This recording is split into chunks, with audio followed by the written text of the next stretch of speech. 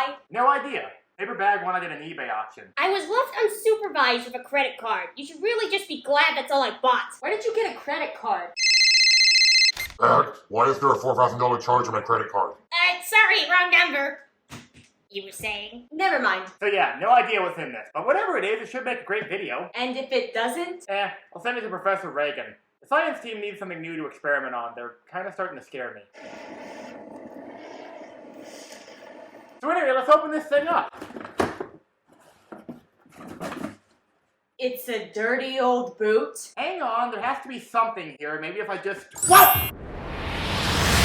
At last, I am free. What the heck is that thing? No idea, but it looks irritating. Paper bag, kill it. With pleasure! Wait, hear me, mortals. I am the great genie of the bootleg. Oh, because it's a boot. I get it. Spare my life, and I shall grant you one wish. Isn't it usually free? My budget is tight. Take it or leave it. Well, I guess you could give me something to make a video about. Very well. Your wish is my obligation. A la cozing. Oh, how convenient. Anyway, now that's done, you mind if I have a look for your fridge? Yes, very much so, I mind. Sweet. I'll go take a look. Huh, that was unexpected. I'm gonna have to deal with this now, aren't I? Yep. Of course. Come on, paper bag. Let's go figure out how to hunt a genie. Okay. Boss, can I have the keys to the armory? I don't see why not. Sweet! I'm sure that only ends well.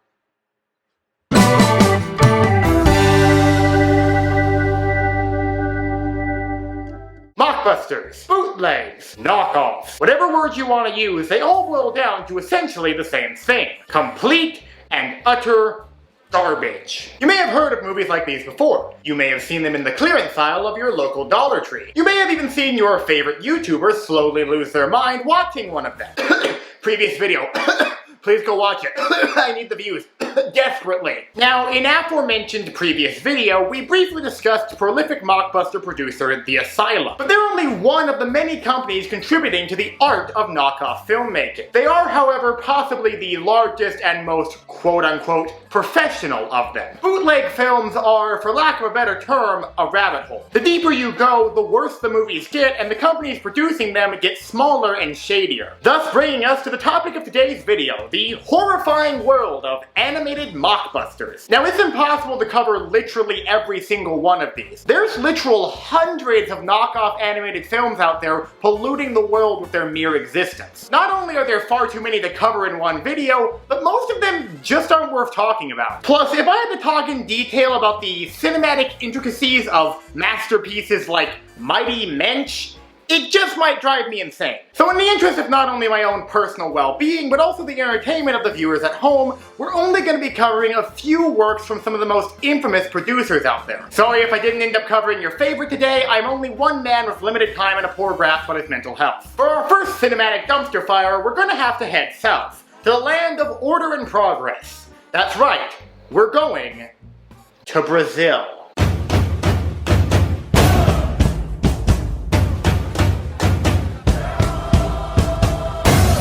Ratatoing is a 2007 animated mockbuster, produced and distributed by Video Brinquedo, a Brazilian company based out of Sao Paulo. I don't think I said that right, I'm sorry. Brinquedo was originally founded in 1995 as a Brazilian branch of the American distributor Spot Films, who I could find very little concrete information on. I tried their website, but it refused to work, and even if it did, I'm pretty sure just opening it would give my computer a virus. Regardless though, Brinquedo seems to have split away from Spot Films in 2004, and in 2006 they expanded their operations to North America. For the first 9 years of their existence, Brinquedo distributed Portuguese-dubbed home video releases of shows for the Brazilian market. Shows such as Sonic X. One early distribution of Brinquedo's was an obscure religious film entitled Kingdom Under the Sea, which experienced a brief surge in sales following the 2003 release of Finding Nemo. Then some Brazilian executive, upon seeing the similarities between the two films and the increase in sales, would presumably react like this. I've got an idea! And so, Brinquedo would no longer simply distribute films, they would produce their own. Well, their own is a bit of a loose term. The company would simply attempt to jump on trends and ideas already used by other studios, and then do a bit of stealing. Around these parts, we call this the Michael Eisner strategy. Thus, why they're on our show today. But what drew me to Ratatoing in particular Why not any of the other entries in Brinquedo's extensive filmography? Well, put simply, I've heard this one is the worst. Plus, it just looked funny to me. That, and it's one of the few Brinquedo films that stands on its own with no sequel. Also, it kind of ties into the channel's history, as my review of Ratatouille for Wii was my first video to ever hit 1,000 views, even though I recorded all of the audio in my parents' closet and it sounds terrible. I'm sorry, I'm trying to do better. Anyway though, I've been yapping about this for long enough, and you don't want to hear about all that, you want to see me suffer, you little freaks. So then, let's start this conga line of pain? That's Brazilian, right? Oh, wait, no, it's Cuban. Great, now I'm gonna get angry comments. Inadvertent racism aside, let's start this journey into the wonderful world of knockoff animation by taking a look at Ratatoing. Roll film. The movie opens with a title card. What does the title even mean? I know it's supposed to rip off Ratatouille, but like, Ratatouille at least was a word that meant something. After that, we get our requisite opening credits set to some generic fancy-sounding music playing over an eerily silent kitchen. The sequence goes on for an agonizingly long time, and on top of that, this kitchen gives me post-traumatic flashbacks to Chadtronic's Deep Into YouTube video. Sweet mother of frick. Does anyone even remember that video? How long ago was that? 8 years ago? Good God, I'm old. My pending application for a senior discount aside, we then hard cut to a narrator, introducing us to the, quote, marvelous city. They never actually say what city this is, but I think we can hazard a guess. According to our narrator, our story today takes place in the heart of this unnamed city, in a very famous and sophisticated restaurant, and by that he means a literal rat's nest. This is Ratatoing. Yes, that's the name of the movie. Normally I would insert a clip of me screaming title during the live reaction, but for some reason I never noticed this during my first watch, and thus we have no title scream. I'm sorry, I was going through a lot at the time. To make up for it, here's my cat.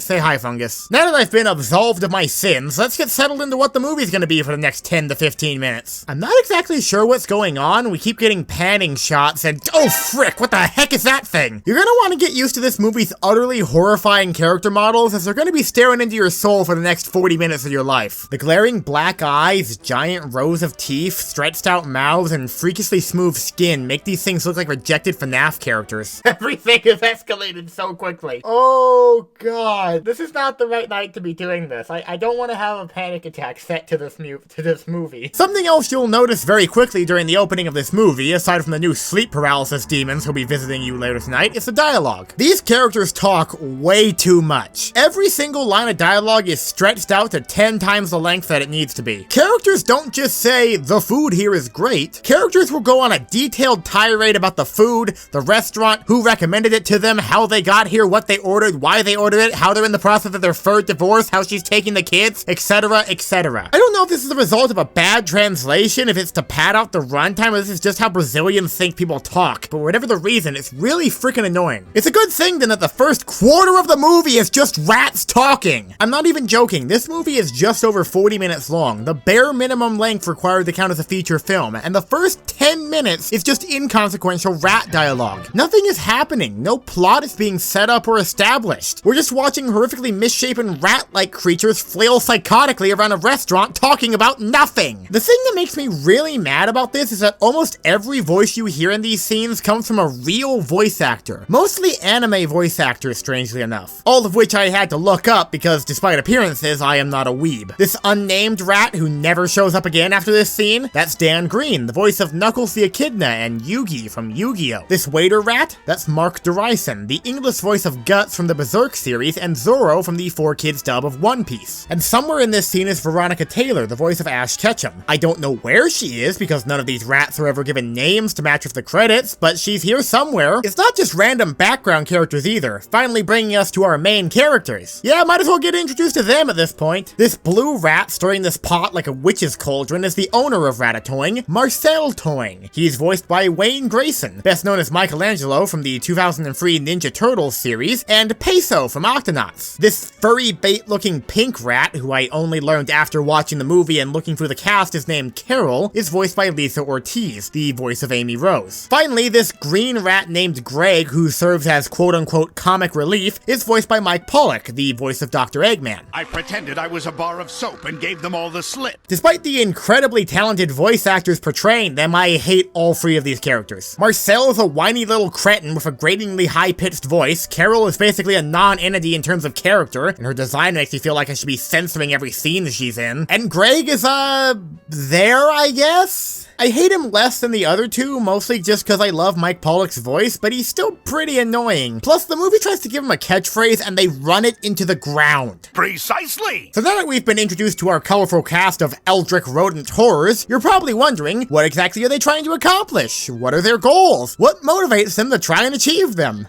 There's your first mistake. There's no real plot so far, and the characters aren't really trying to do anything. The closest thing we have to a story or conflict is Marcel is an antisocial hermit who doesn't like talking to his customers. So, literally me, I guess. Do you need anything else at this time? No, thank I need a way out. What circle of hell is this? The poorly rendered engine of plot eventually begins to stutter to life, slowly and miserably, but still, as after some more barely comprehensible rat dialogue, the restaurant closes down so the Rat Pack can begin some kind of mission. Meanwhile, let's meet the closest thing this movie has to antagonists. These guys.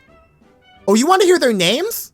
They don't have those. They're just our main villains. They're not important. Why would they have names? I'm sure they do have names in the credits or something, but they never say them in the movie. They're all basically just one big hive mind of vague antagonism, so there's no need to give them individual names. I've already used Rat Pack, so I'm gonna call them the really annoying Twits, or Rat for short. Rats want to steal the secret recipes of Ratatoing so that they can use them in their restaurant. Now, you're probably thinking, wait, that's just Plankton from SpongeBob. Precisely! Now that we've been introduced to our villains, their deep motivations, and their Machiavellian tier schemes, let's cut back to the Rat Pack, who are preparing for their high-risk secret mission with a suit-up montage thing, I guess? I have no idea why the animation quality increases for this sequence only. It's still not good, but it's a slight improvement? In the same way that a dog turd is a slight improvement over a human turd. If they had access to a better rendering software, why didn't they use it for the rest of the movie? On that topic, if the rest of the movie looks so bad, what did they use to animate it in the first place? Hey, Carlos, how's the animation going?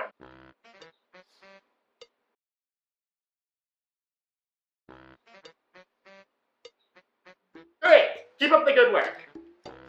Anyway, after the rat magical girl transformation finishes up, get on with it! You're just walking! It's time to see what that sequence was leading up to. Oh, nope, never mind, we're back with the bad guys. Honestly, if we didn't cut to inconsequential rat dialogue, I would start thinking something was wrong. This scene does raise a lot of questions about how the rat society of this universe works, though. Rat apparently own a restaurant of some kind and have been losing thousands in rat currency trying to destroy the competition. How does rat currency work? What is its value tied to? Since there's multiple rat restaurants in existence, is there a central rat government of some kind that oversees and regulates them? Do rat restaurants need to pass rat inspections? Or is rat society structured in a more anarchic nature? They definitely exist in a capitalist society because rats run business and use a form of currency. Rat here is trying to perform what amounts to corporate espionage, but they don't fear getting caught by government or law enforcement of some kind. They only fear being caught by Marcel. Therefore, I must assume that rat society adheres to the ideology of anarcho-capitalism, with the only form of law being that of privately owned rat business and the principle of the rat in AP. I know that saying all of that makes me sound absolutely insane and this tangent is relevant to literally nothing, but I'm sorry, I have to at least try to have some kind of fun with this movie or else I'm gonna lose it. The intricacies of rat politics aside, we can finally learn what that stupid suit-up sequence was for and the secret of Ratatoing's amazing food. Turns out Marcel and the Rat Pack steal ingredients from a human restaurant to use in their food. This did not need to be introduced halfway into the movie. We could have established this in the first 5 minutes, but then again, actually telling a story would have taken away from the utterly essential restaurant dialogue, so I can understand why it took so long to get here. Something you'll notice very quickly is that, much like me, this movie never shuts up. If some stupid rat isn't ranting incoherently or making unsettling noises of some kind, then the movie will compensate by blasting the background music at inhuman volumes. I genuinely think that if there was even a singular moment of silence at any point in this movie, the entirety of Brazil would sink into the ocean. On an unrelated note, you ever want to see from the point of view of a bipedal rat?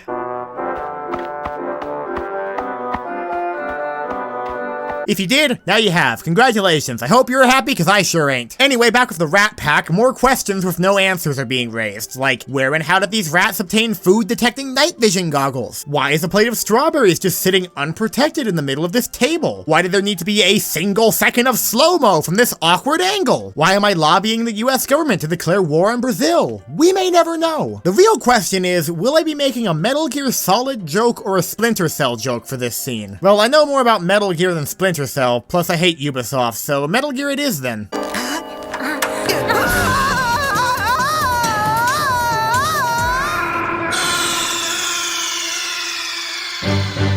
Snake, are you okay? Snake? Snake!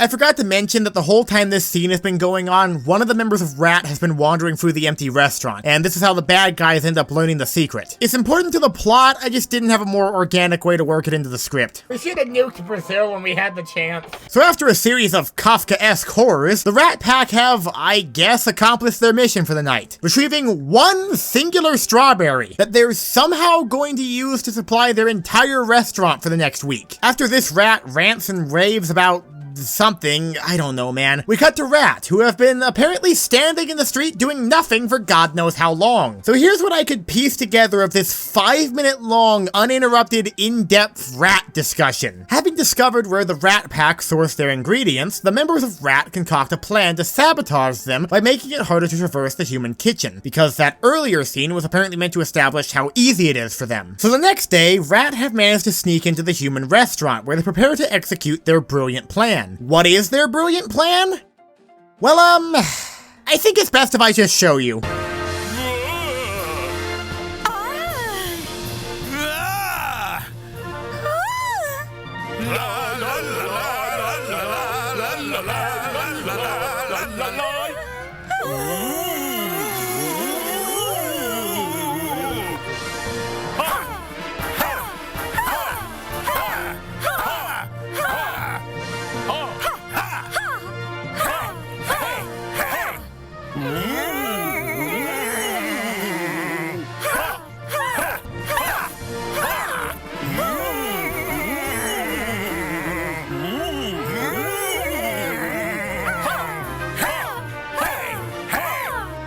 Now, you may be wondering exactly what you just witnessed, and I'm happy to report that I also do not know what just transpired, nor do I entirely want to. I'm not sure there is any combination of drugs you could take, prescription or otherwise, that could make this scene make sense. Near as I could tell, I think it's just supposed to symbolize Rat running around the floor of this restaurant scaring the humans, but they also have a scene of them doing just that right after. My only other guess is that it's actually meant to be a coded activation message for some kind of CIA sleeper agent, so if any of you suddenly feel an urge to assassinate any world leaders, please let me know down in the comments. Anyway, Rat has, I guess, accomplished what they set out to do?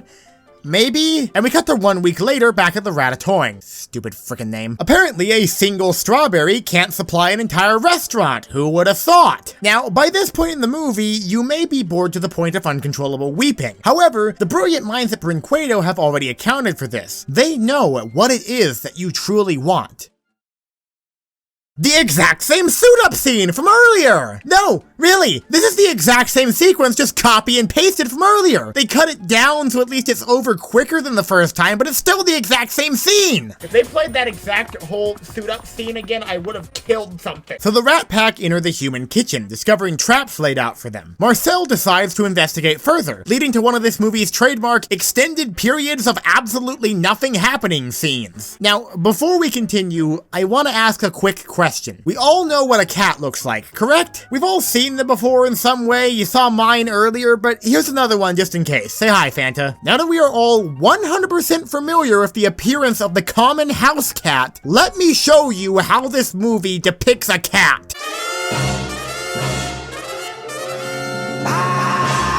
Have Brazilian people just Never seen any kind of animal? Did the animators use medieval tapestries as reference images when working on these characters? Did they use reference images at all? Or was everything drawn from memory? Much like every other question I've asked while watching this movie, there are no answers, and we'll spend the rest of our lives scared and confused. Anyway, the Rat Pack unfortunately managed to escape with their lives, coming home empty-handed, leading to, what else? More inconsequential rat dialogue! We also get a brief interlude with Rat, and despite them successfully sabotaging Ratatoing, business hasn't really improved at their own unseen restaurant, meaning that the horrifying rat fusion dance scene was completely unnecessary, and this movie has now directly admitted to wasting my time! Come on.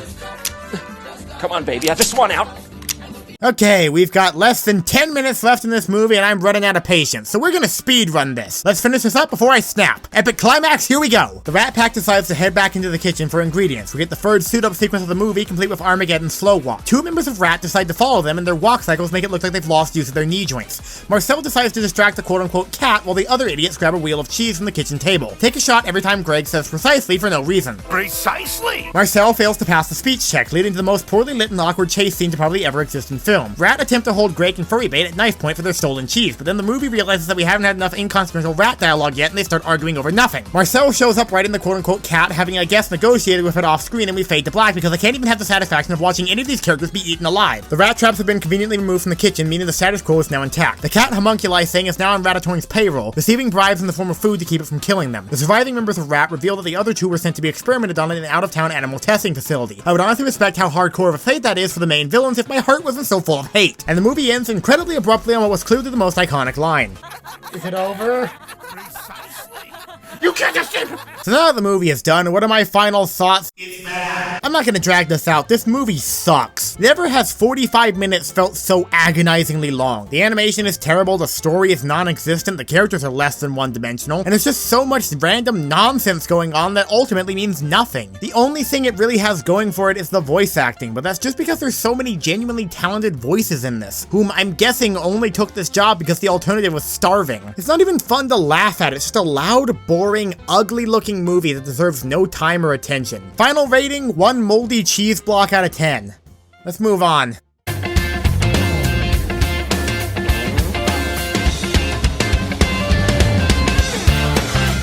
A Car's Life. Sparky's Big Adventure is a 2006 animated mockbuster, produced and distributed by Sparkplug Entertainment, a New York-based animation studio founded in 2006 by Michael Shelp.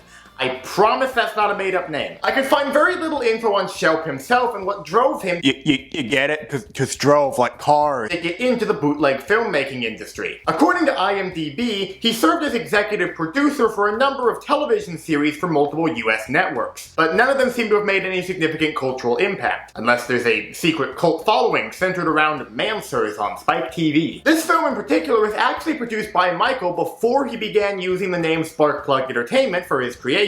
Why, I'm not entirely sure. Maybe he was just more proud of this one than his other works? Much like Brinquedo, Sparkplug specialized in low-budget, low-quality, direct-to-video mockbusters of popular animated films. In fact, they're often even considered the American equivalent to Brinquedo. It's unknown if Sparkplug is still active, their last major film release occurring in 2015, although judging by their dead website, I would sincerely doubt them still being around. This film is possibly Sparkplug's most infamous production, and arguably the only one worth talking about. A Car's Life has been criticized harshly online for a variety of reasons. The animation, the characters, the voice acting, the general aura of low quality, just about everything you can criticize a movie for. Will it be better than Ratatoing? No, probably not, but we should take a look at it regardless. This is A Car's Life. Roll film. The movie opens rather abruptly.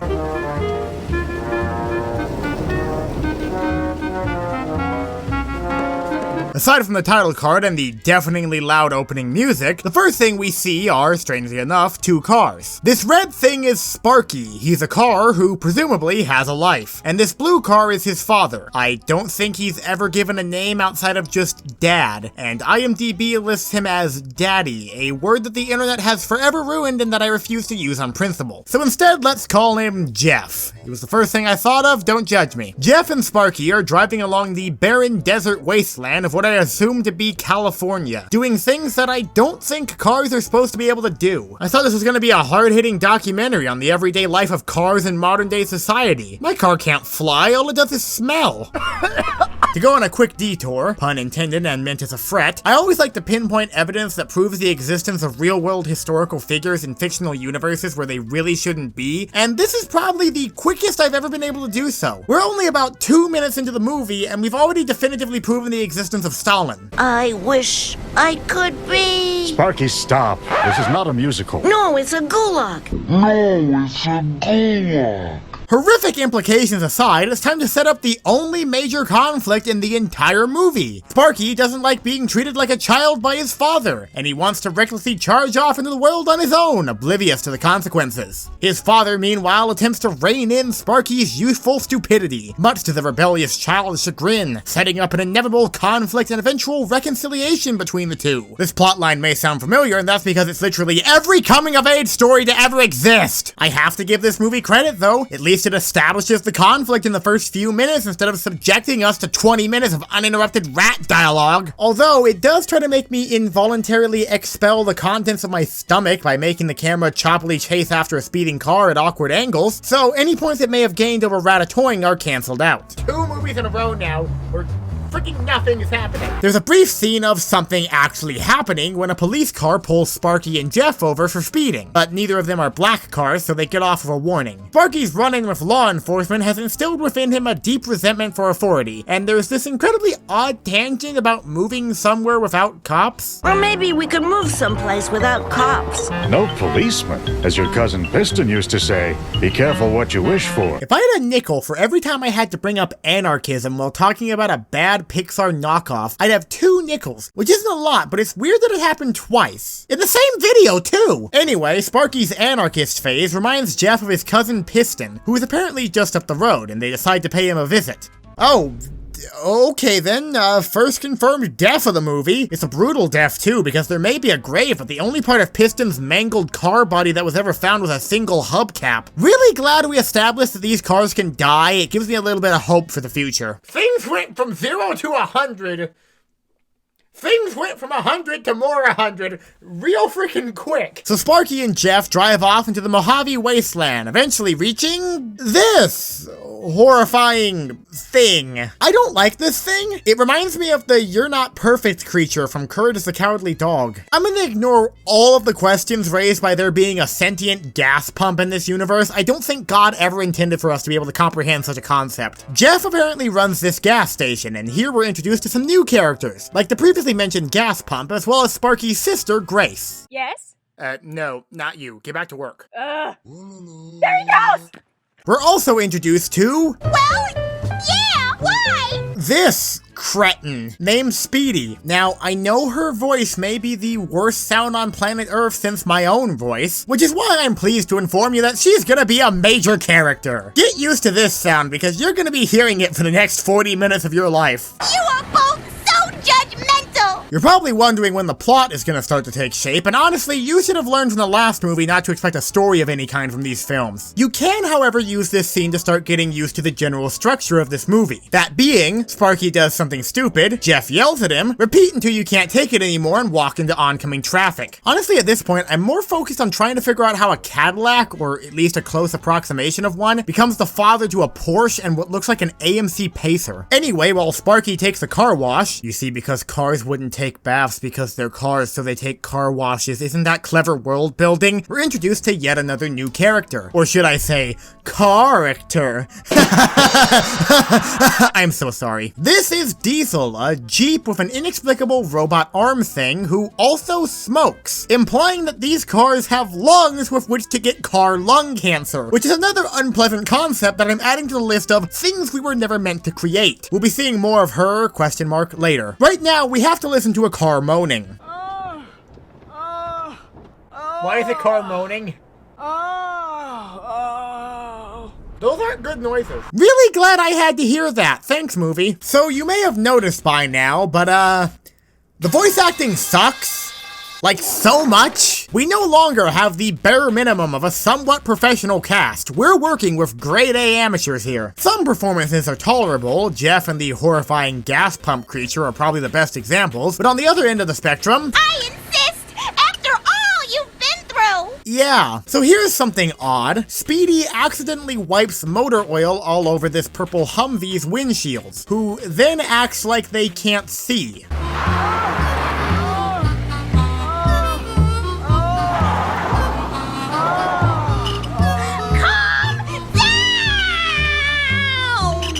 I'm going to kill you, and then kill you again. I don't know why it's doing this. The eyes of these cars are very clearly in the headlight position. In fact, why do they have windshields in the first place? There's no drivers! Am I just watching this wrong? Did I need to, like, huff paint before watching in order for any of this to make sense? Anyway, Sparky finishes up his car wash, and now it's time for the designated bad influence to corrupt the innocent youth. Diesel tells Sparky to head to a body shop to get his ride pimped. They couldn't afford to animate this part, so instead we get a slow zoom in on this building as the horrifying sounds of car surgery play in the background.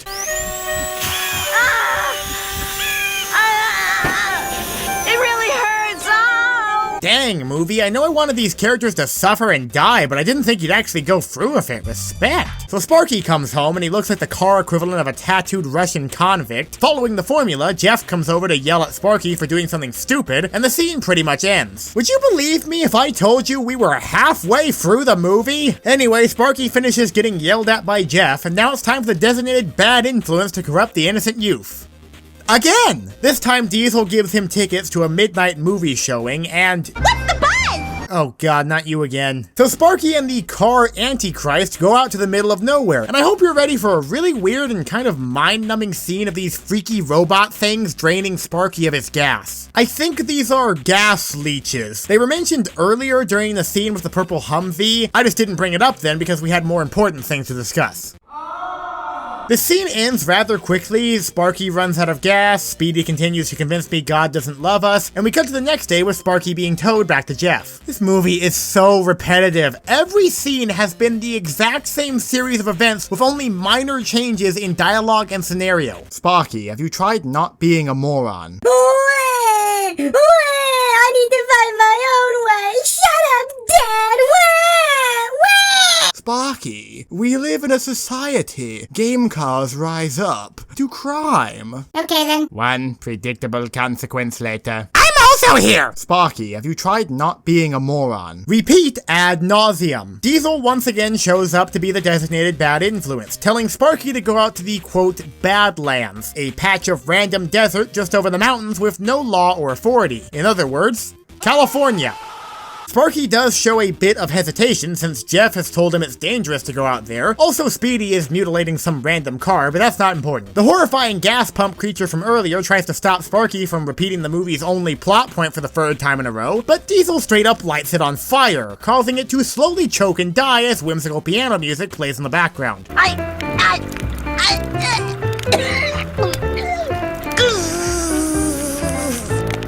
This movie really wants to expose me to things I never wanted to nor needed to see. A lot of man-made horrors beyond my comprehension in this video so far. I'm sure it's only gonna get worse. So Sparky and Speedy drive out to the Badlands while Diesel wanders off laughing evilly. Gee, I wonder if that'll be relevant later. Until then though, enjoy the sounds of cars mindlessly screaming and cheering. Oh boy, a JPEG. Someone somewhere out there paid for this. This entire sequence just makes me sick more than anything else. The camera is just flying wildly across this barren gray-beige wasteland in this blurry JPEG that it calls a sky. The multiple close-ups of fast-moving cars certainly doesn't help, especially with the faces they make. I don't know whose idea it was to make shrill-voiced flesh cars dance across Fallout 1's world map to the sounds of copyright-free accordion music, but I'd like to meet them someday so that I can strangle them. Hey, you want to see possibly the weirdest transition in probably any movie ever? Maybe a few more laps. I didn't add in those sound effects, that's part of the movie. Who Who in God's name sat down and decided that the best way to transition scenes in this children's car movie was the sound of gunshots? It's not even a necessary transition. We cut back to Jeff for less than a second and then we're back with Dumb and Dingbat. Speaking of these two morons, they see a flashing light in the distance and go to investigate, discovering Diesel, who is apparently broken down in the middle of the desert, and let's just save ourselves some time here. It's a trap! Diesel immobilizes Sparky and Speedy, revealing her evil plan, that being to murder the two of them, drain them of their gas, and then sell off their parts on the black market. I'm not even joking. She even has a evil mutated henchman literally named Igor, who Diesel commands to start with Speedy. And now it's time for the moment we've all been waiting for. If I'm annoying, Diesel, then you are annoying!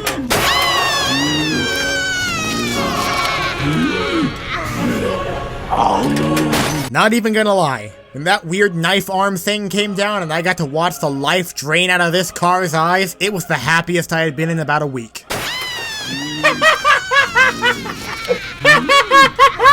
Anyway, Diesel gives some big nihilistic speech about how the world is cruel, life is meaningless, my name is not important, etc, etc. And Sparky realizes that he should have listened to his father, having learned a lesson about something or other. Too bad he didn't learn it before the organ-harvesting car serial killers got a hold of him. Sparky is honestly pretty screwed here, that is until a Deus Ex Machina appears in the form of a police car with a tow missile, concluding what was technically the epic climax by gently knocking Diesel over with a slow-moving projectile. I know that sounds pretty anticlimactic, but don't worry, they make it better by having Speedy come back from the dead out of nowhere, just in case you wanted to keep some of your hope for the future. And that's kinda where the movie ends. Sparky and Jeff reconcile, Diesel is brought to justice, we all learn the important lesson of sometimes following rules is good, and anarchism is an appealing yet ultimately flawed system. And it all ends with Sparky, Jeff, and the other one racing off into the sunset as the credits roll, rendered in glorious Comic Sans. That's it?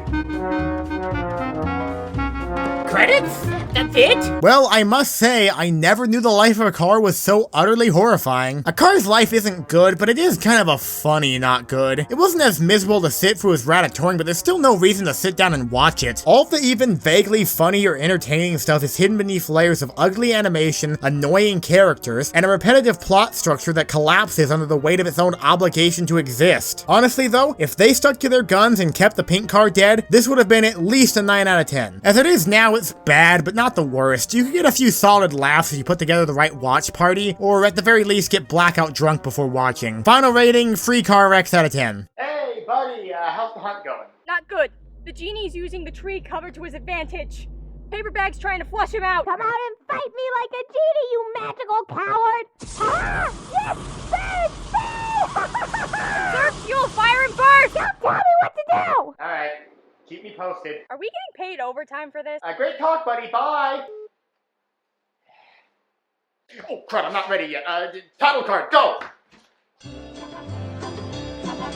We do a little trolling. It's called We Do a Little Trolling. Trollland, also called Trolls with a Z because spelling things wrong is fun, is a 2016 animated mockbuster, produced and distributed by our old friends, The Asylum. The Asylum is arguably the most mainstream of the studios we've taken a look at today, being founded in 1997 and getting their start producing low-budget, straight-to-video horror films. They're also of note for seemingly being the only one of these mockbuster producers to ever be taken to court for their transgressions. In 2008, 20th Century Fox threatened a lawsuit over the Asylum's film The Day the Earth Stopped. A similar lawsuit was filed in 2012 by Universal Studios over the film American Battleships, which the Asylum later renamed to American Warships. One final suit was filed in 2012, but nothing seems to have come of it, and the Asylum was free to continue churning out copious amounts of grade A slop. You can't keep getting away with this! This film in particular was created to cash in on the success of the 2016 DreamWorks film Trolls, because people just really like trying to make movies worse than their already terrible source material, I guess. Although, I haven't seen this movie discussed online as much as Cars Life or Brinquedo, and hey, I'm an optimistic guy, maybe it won't be so bad. It worked.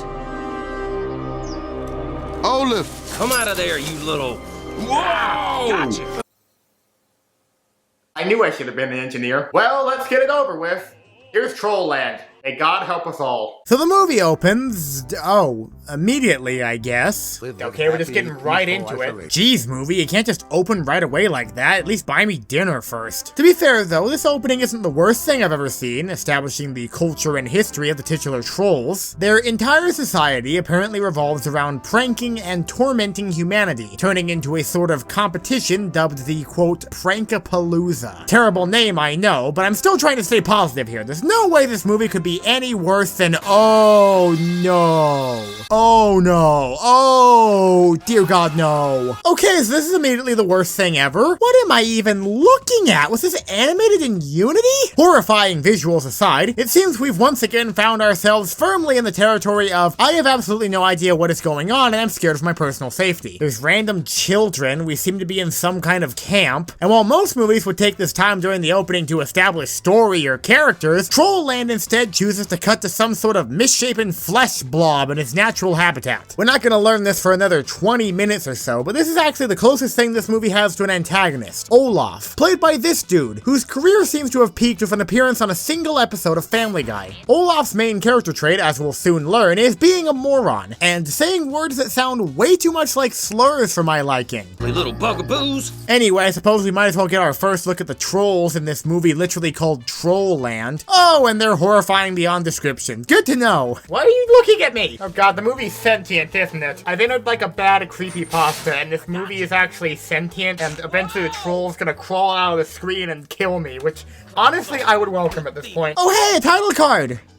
5 minutes into the movie, and it isn't even the right name. Honestly, I would be more concerned if something wasn't wrong. We then cut to my most recent unfinished Planet Coaster project, where we enter into some kind of cave and meet up with this horrifying creature that looks like if you were to beat a gummy bear half to death with an ugly stick. This is Finn. He and his terrifyingly bulged out eyes will be our main character for today. We're then introduced to his sister, who phase shifts into the scene out of nowhere. Yeah, no one actually walks into frame in this movie. I don't think whatever bootleg Connect software they were using for the motion capture could support it. This is Jarvik, who I will instead be calling Jar Jar for the rest of this review because I refuse to give these writers the satisfaction of using their stupid fantasy names. Her hair is a static object that clips through her arms, and she's voiced by the lead singer of TLC. No, I'm not joking. I mentioned earlier that the trolls have some kind of competition known as the Prankapalooza. Oh, I forgot to mention, every time someone says that name out loud, an award-winning writer shoots himself. Well, Jar Jar wants to win this competition and thus be elected, quote, prank queen. Do I even need to mention that's not how queens work? I don't? Okay, good, moving on. Hey, while we're here, you want to see what's gonna haunt my nightmares for the next 2 years? Now that we're all horrified beyond the capacity for rational thought, I think now's a good time to bring Dick Van Dyke into the picture. This is Josip. He's the leader of the trolls, and yes, that is indeed Dick Van Dyke. Another summer's winding down, and just like the traveling birds, the humans will soon depart. Look, Dick, if you needed money this bad, you could have just robbed someone. No one would have blamed you. You didn't need to do this. I wish I could say that he's the best part of the movie, but that would be lying, and I only lie to myself, not my audience. It's so hard to tell what he's saying most of the time. It's like halfway through each line, he realizes how stupid the dialogue sounds and mumbles the rest of it to save some shred of his dignity. He also has the most broken animations. In this scene alone, his staff phases through his ear, then he begins uncontrollably clipping up and down, then the rest of his body briefly attempts to implode on itself. Don't worry, we'll talk about the animation more in a little bit. For now, though, the vaguely defined seeds of story are being planted. Jar Jar is close to winning the prank contest or whatever, but she needs something big to take the victory. Finn, however, protests, because you see, he's not like the other trolls, and he doesn't like pranking humans. Finn believes in peaceful coexistence with the humans, and that the troll tradition of discriminating against them will one day lead to something bad happening. In other words, Finn is a liberal, and he is rightly ostracized and humiliated for his human-loving ways. He then runs off into the forest to cry, or at least he would if the animators had the budget for tears, and laments how he's different from everyone else. I wish I wasn't different. Or whatever the heck they said in that Bluey episode. While we're here, let me Google Finn's voice actor and see what else he's been in. Fast and Furious and Scary Movie 3. It's odd how neither of those really surprised me. Mr. J. Rule must have been a really in-demand talent at the time, especially with acting like this. Why am I the only one? Ow, ow. I want to be a queen. Let's prank people. It's tradition. Oh hey, that Olaf guy is here. I have no idea where he came from. He just appeared out of seemingly nowhere, but he's here now. Hooray, I guess. He very briefly manages to grab a hold of Finn with the most realistic animations I've probably ever seen, before the holy light of God begins shining down and he steps in his own bear trap, causing him to drop the troll and begin throwing flower bombs? Am I just watching an SMG4 sketch that gains sentience? That's actually not a fair comparison now that I think about it. They put effort into videos. The only effort put into this was...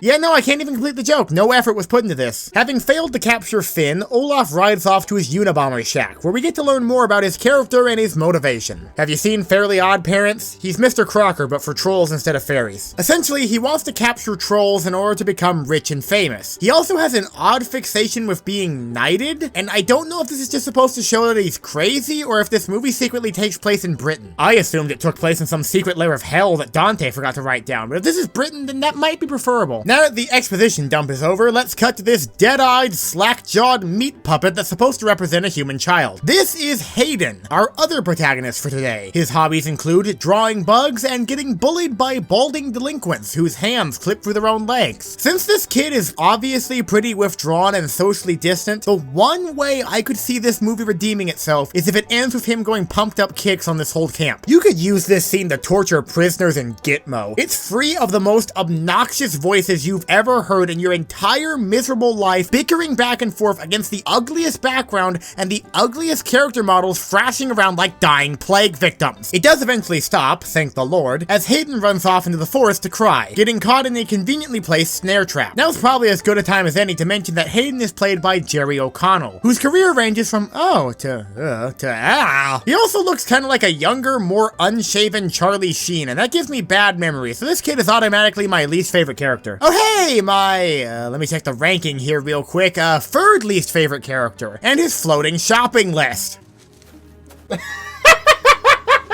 Oh my god!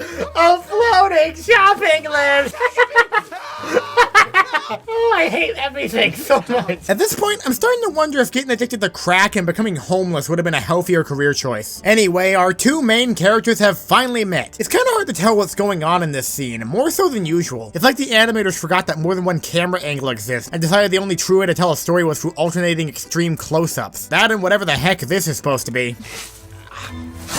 Oh, so they finally hanged him. That's nice. So I guess Finn and Hayden are friends now, bonding over their mutual love of nature. A display of the ancient male friend-making ritual of Tism recognizes Tism. The two of them travel to a lake and, okay, it's time to talk about the animation. It's the worst thing ever. Food Fight at least had the excuse of its animation being stitched together out of scrapped footage, and Rap City was animated with bare-bones software out of a sense of pure desperation. This movie has no excuse whatsoever. This is laziness, pure and simple. The backgrounds look like stock images, the motion capture is atrocious, lighting doesn't exist, and when it does, it looks more like a rendering error than an intentional detail. I don't think there's ever a scene where something doesn't clip through the characters. They aren't solid objects. I'm half expecting them to fall through the floor and land in the back rooms. Their whole bodies seem to move whenever they speak, like they tried to compensate for a lack of detail with never-ending movements. The dialogue makes it look especially psychotic. The characters also seem to never stop moving. They're constantly jittering and vibrating in a way that makes me physically ill the longer I look at it. I didn't know it was possible to induce motion sickness through animation, but here we are. Anyway, despite the sun being still very visibly out, Hayden says it's getting late and runs off. We then cut to a very necessary Olaf scene, where the movie attempts to demonstrate its unique brand of comedy. Spoiler alert, it's not funny at all. Moving on. I hope you don't mind if I don't talk about things that are completely irrelevant to the story. I'm trying to keep time wasted to an absolute minimum. Although it's actually pretty hard to tell what is important and what's just obvious padding, like this scene of Finn and Hayden wandering through the forest at night. I think it's just supposed to show the two of them bonding as friends, but it's more so just showing how we can't even keep the background still on that lip syncing is a foreign concept. I like how Hayden suddenly decides he's scared after wandering off into a forest in the middle of the night to eat wild berries with what I still haven't ruled out as a schizophrenic hallucination. First rule of schizomaxing: never trust what the voices tell you after 9 p.m. In the city. What's a city?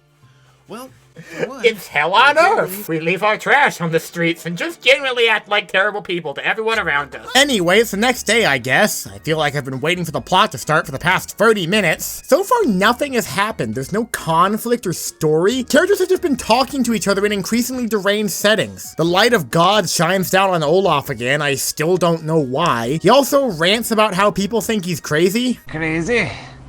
I was crazy once. Sir, your face is phasing through your upper body. You being crazy, while likely, is the least of my concerns. We cut back to the trolls for less than a second so that the movie can remind us that these things exist, and then we get to witness the miracle of modern animation.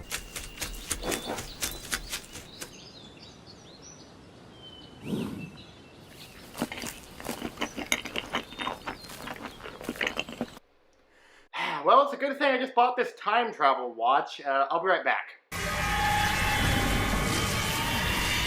Well, boys, we did it. Today, we premiere the world's first ever full-length animated feature film.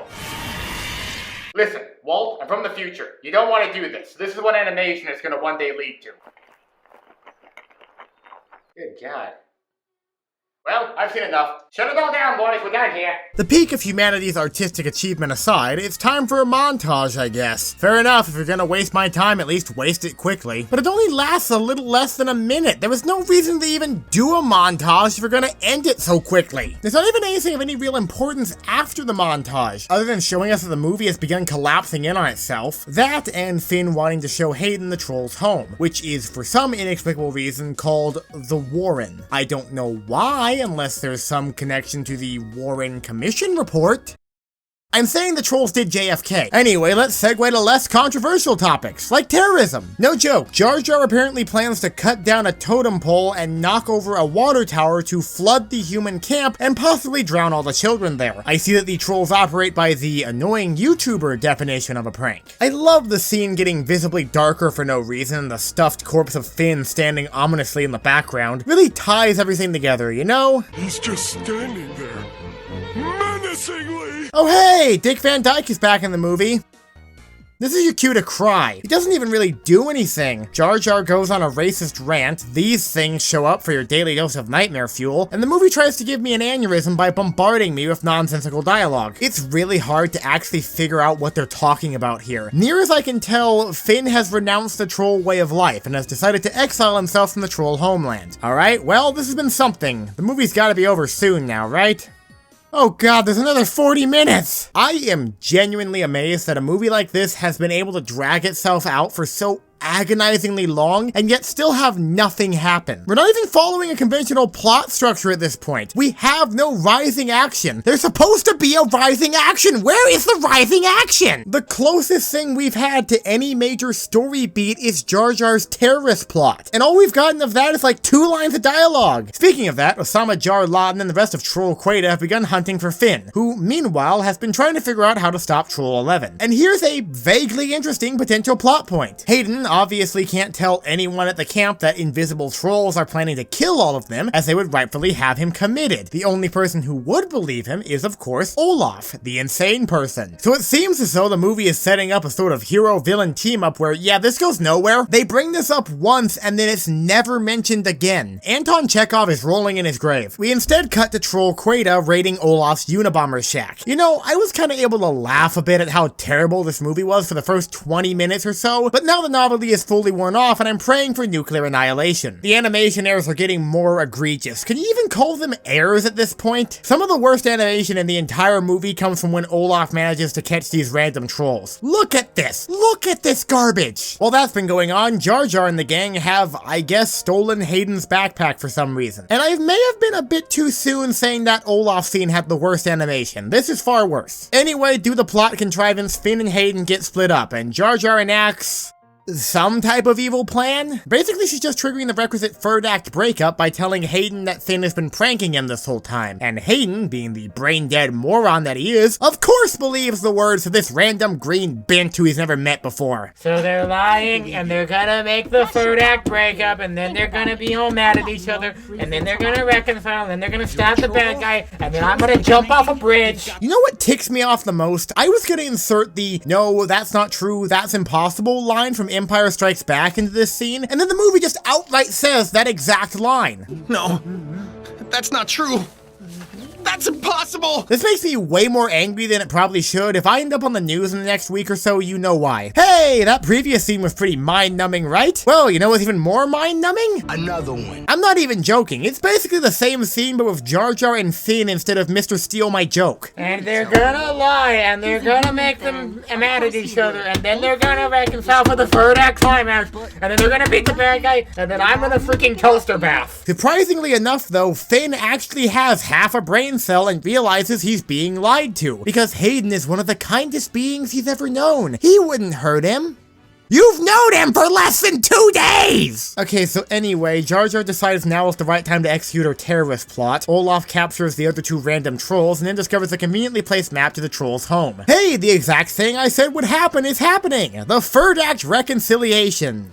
It's actually not happening yet. Hayden's racist now, I guess. Good for him. Meanwhile, back at Olaf's crack shack, I don't know what's happening. Just like I don't know why there's a JPEG of the Queen on his wall? What? So Finn shows up and Olaf, fall out the frontiers at him, I guess. Hayden is now over his racism phase and decides to help the captured trolls now for basically no reason. They do the whole, we're not so different, you and I, thing, and then we cut back to Olaf. Since he now knows where the trolls live, he's going to execute his final solution to the troll question, if you will. That being a freaking killdozer with a vacuum strapped to it. I don't even know anymore. So now we essentially have a 2-pronged epic climax. One part with Hayden trying to stop Jar Jar, and one part with Finn trying to stop Olaf. This is the exact point where the animators gave up. You can't convince me otherwise. There is basically no way to commentate on any of this, so please enjoy this brief collection of my favorite parts set to some yakety sax.